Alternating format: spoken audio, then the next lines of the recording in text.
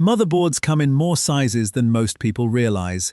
You've probably heard of ATX, maybe Mini-ITX if you're feeling adventurous, but there are actually around 8 distinct form factors out there right now. Some are everywhere, some are basically extinct.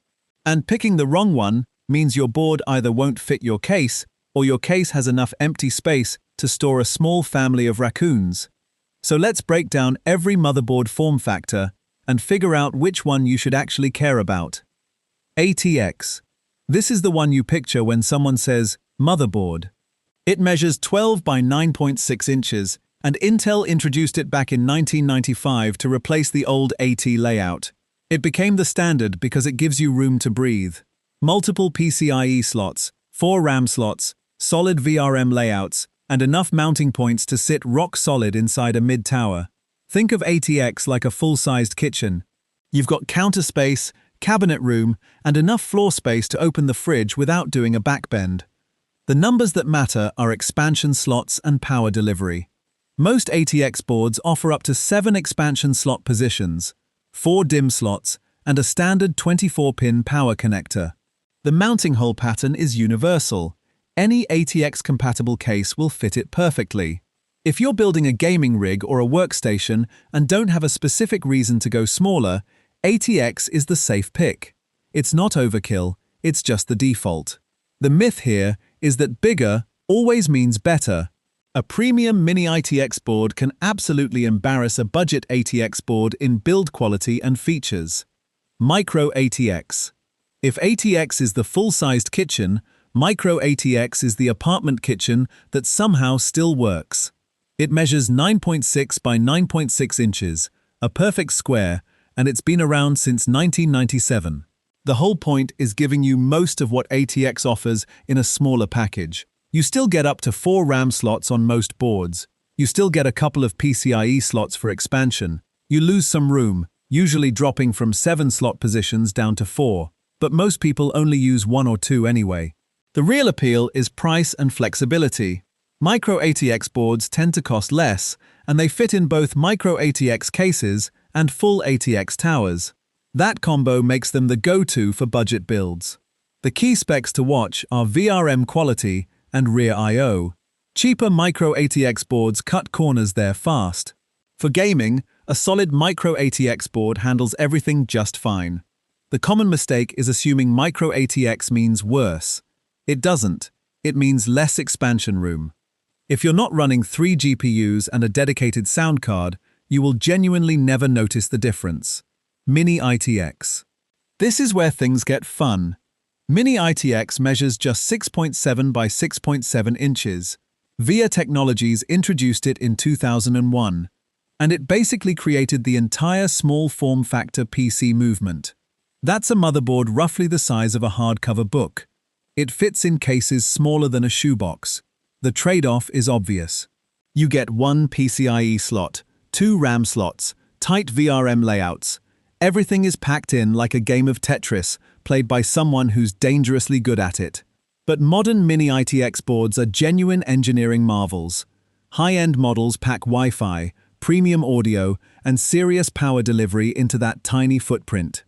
The specs that matter are connectivity and cooling clearance. Check how many M2 slots you get. Make sure it supports the cooler you want. Look at how the fan headers are laid out. Mini-ITX is perfect for compact gaming rigs, living room PCs, and anyone who's tired of a massive tower eating their desk space. If you've built in one, you know the joy. And the cable management nightmares. Drop your favorite SFF case in the comments. The mistake people make is thinking Mini-ITX can't handle real hardware. It absolutely can. You can run a top-tier CPU and GPU in a case the size of a lunchbox. E-ATX. Now we're going big. Extended ATX stretches to roughly 12 by 13 inches, though dimensions can vary slightly by manufacturer since it's not as tightly standardized as ATX. It exists because some builds genuinely need more board space. We're talking dual CPU sockets, 8 RAM slots, extra PCIe lanes, and VRM setups that look like they belong in a small power plant. E-ATX is the SUV of motherboards. It does everything, carries everything, and needs a massive garage to park in. You'll need a full tower case, and not every full tower supports E-ATX. Always check compatibility before you buy. The key spec is honestly your use case. Content creators on Threadripper or Xeon, people who need absurd amounts of RAM, or enthusiasts building custom water-cooled showpieces. That's the E-ATX crowd.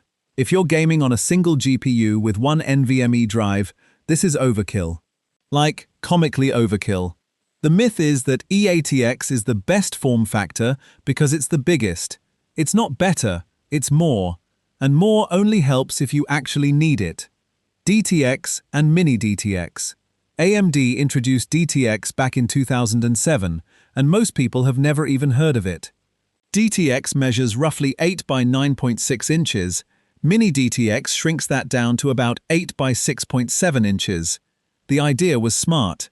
Create a middle ground between Micro-ATX and Mini-ITX.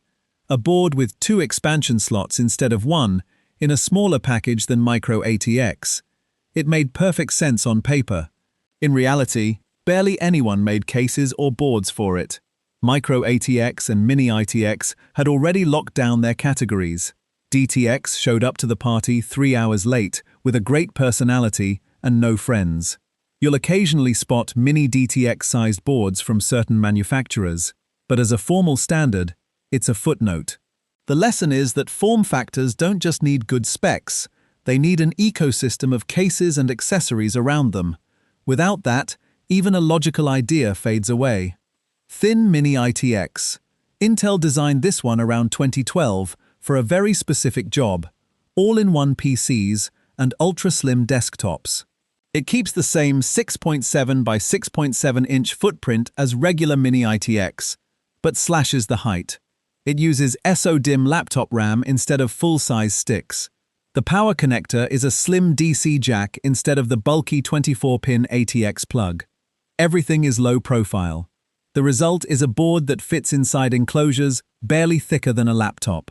You see these in office PCs, digital signage, kiosk machines, and home theater builds. Anywhere silence and size matter more than raw power. The spec to care about is thermal headroom. With everything packed this tight, cooling options are limited. These boards pair best with low TDP processors that sip power instead of guzzling it. The mistake is buying one expecting gaming performance. Thin Mini-ITX is about discretion, not domination. Nano-ITX and Pico-ITX. These are the extreme end of the spectrum, and they're not really for consumers.